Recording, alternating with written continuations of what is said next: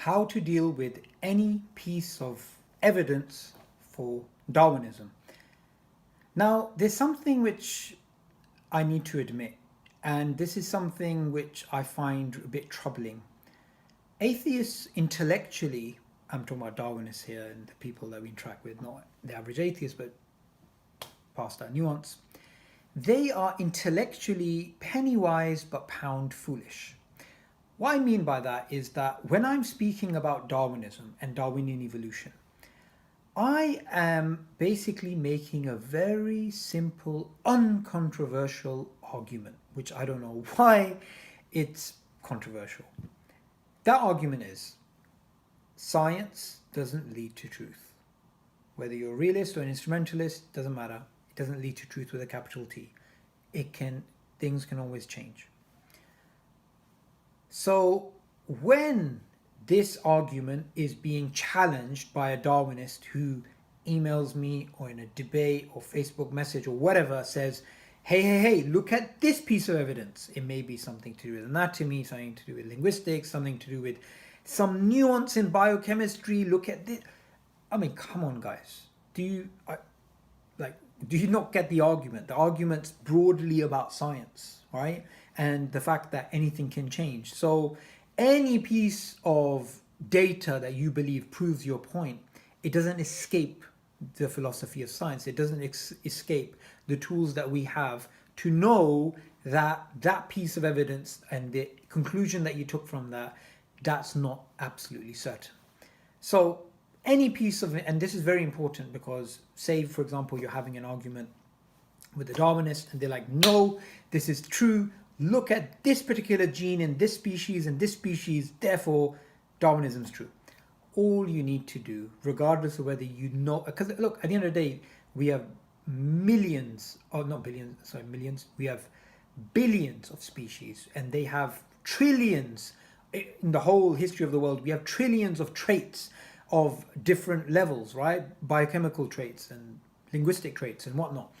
So we can't actually know everything. So if somebody just comes along and says, hey, I'm going to undermine you and I'm going to give you this piece of information which challenges your idea that science changes.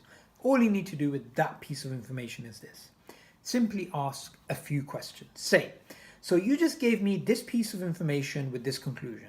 First question is that piece of data that you use to make that conclusion, can we not get a future observation which can challenge that conclusion that you just made? And the answer is obviously yes. That's a problem of induction. Secondly, isn't it possible that this inference that you made from this piece of data, this inference can be rivaled by another inference? That's the problem of underdetermination. Of course, this can happen too. Isn't it also possible that there is an alternative which is unconceived? The problem of unconceived alternatives. That's also there. What about theory ladenness? The fact that you're looking at this observation but you already have a theory in mind. That's also true. Also, we can bring in assumptions of a scientific nature or a metaphysical nature in terms of naturalism. So any piece of information which supposedly challenges the general idea that science doesn't lead to truth, this is a ridiculous struggle.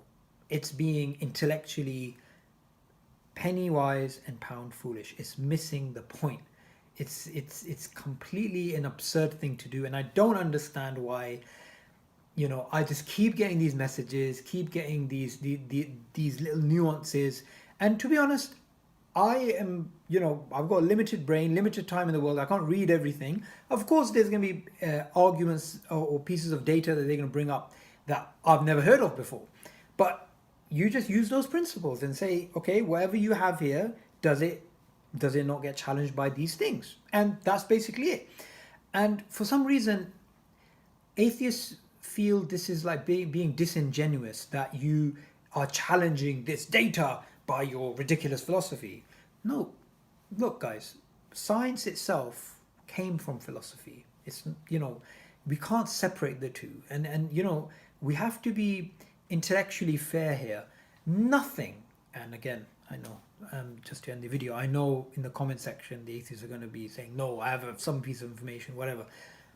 Any piece of information you bring, any piece of evidence you bring cannot challenge the broad idea that science doesn't lead to truth with a capital T. Nothing can challenge that. Whether you're a realist, instrumentalist, whatever, nothing can challenge that. If you guys really want to be seen as intellectually superior, free thinkers, rationalists, skeptics, then why are you selectively skeptical? Why are you skeptical about, say, God? Like your level of skepticism goes to like 1,000,000%. When it comes to ideas in science which are mistakenly promoted as being true, and we have good reasons from the philosophy of science to know that those aren't certain, your level of skepticism doesn't go past 0.001%. Why do we have this selective skepticism? And it just goes to show there's an underlying emotional reason that atheists react the way they react, because when Darwinism is actually challenged. I mean, just the other day, I think today, yesterday, whenever, Imran was saying we were doing epistemics. You should check out the channel, plugging it. Epistemics, we were doing videos on evolution and stuff, and he said to me that this topic, it gets so many atheists commenting, and it really gets to them. And I was thinking about this, and it gets to you guys because you guys are emotional about this. You shouldn't be emotional about this, right? You guys are supposed to be rational and critical thinkers, and you're skeptical. And so why are you reacting like this when Darwinism is literally being explained the way it's academically understood? We're not doing anything beyond that. Anyway, it's quite late, and I wanted to get this video out because I think today I saw a message about like somebody, when I was obviously making my video or doing whatever, somebody gave this message with this piece of information. So I hope through this video you've understood nothing can challenge the broad idea of that science can change, that Darwinism is not absolutely true, that it can be revised by bringing some piece of data. It's just not going to work.